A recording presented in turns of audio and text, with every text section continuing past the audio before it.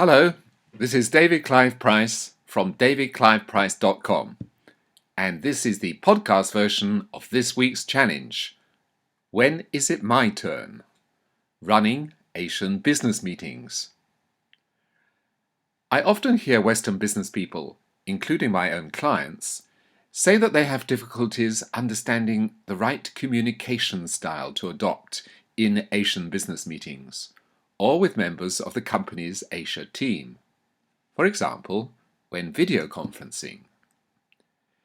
There seem to be two major challenges: knowing when it's your turn to speak, and knowing how to interpret the silences or long pauses with which the Asian team greets the lengthy comments, analysis, and proposals of the Western team. Both of these issues repay careful consideration, not least because they require reflection on your own communication style, which is not necessarily the same all over the world. To understand how other cultures work, you must first know how your own culture works. Examining the kind of assumptions and habits that make you who you are is the first step towards success. And without this self-knowledge, you are unlikely to be able to adapt to other ways of doing things. In most Western cultures, business meetings are run on the basis of certain rules. These include turn-taking, who speaks and who doesn't, and above all, when is the right moment to speak. Team members in Western countries are expected not only to show cooperative and team skills, but also independent and creative thinking. If a senior executive is present, they will often try to impress their boss and in the process have an impact on decision making. Each individual usually has a right to speak in a Western business meeting and gives a subtle clue when he or she is finishing. The next individual can then speak without leaving a pause, but also without interrupting the previous speaker.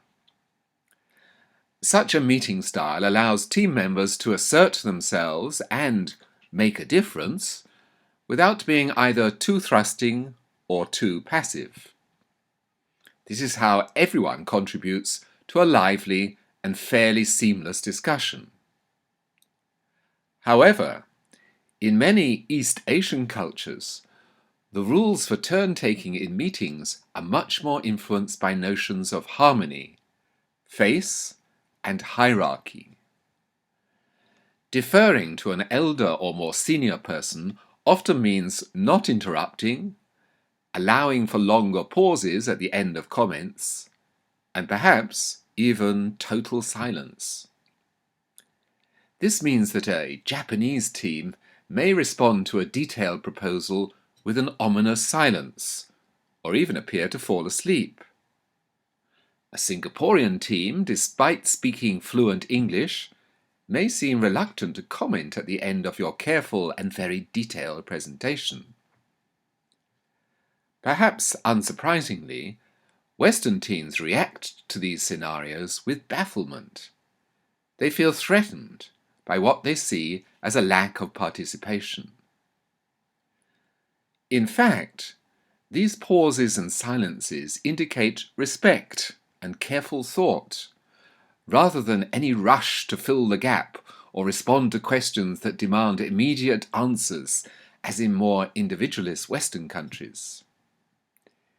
In Asia Pacific, those with lower status only contribute to discussion when invited to do so. Team players do not draw attention to themselves or show pride in their independent or out-of-the-box thinking. A consensus is often found in East Asia before a meeting, taking into account the views of different teams within the organization. Discussing in the Western style, with short pauses and high volubility, can seem rude to Asians or even bullying. Westerners who then fill in these pauses with repetitions, paraphrases, and intensive explanation heighten the clash of communication styles and reinforce the Asian team's impression of bad manners. Business meetings in Asia Pacific often turn on the principle of being invited to speak. This is particularly true in industries or sectors controlled by the state, or in meetings with local government officials. Moreover, the Western style of taking turns by passing the speaking baton does not apply in the more face-conscious, collectivist, and hierarchical societies of East Asia.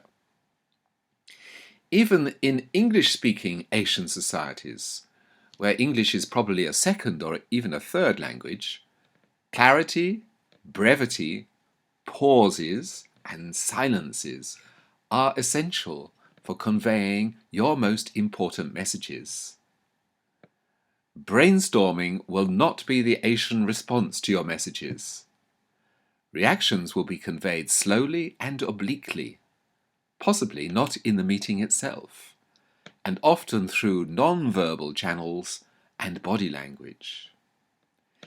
It is therefore essential to prepare yourself for meetings in Asia Pacific with different expectations to those usual in your own culture.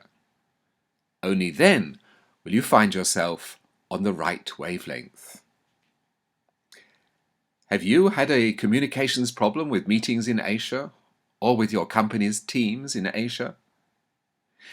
If you want to know how I can help you with cultural training and mentoring for high performance in Asian markets, please go to my website at davidcliveprice.com, where you can also find the text version of this podcast. And if you found this helpful, please get the word out by sharing on any social media buttons you can see. And until the next time, happy listening.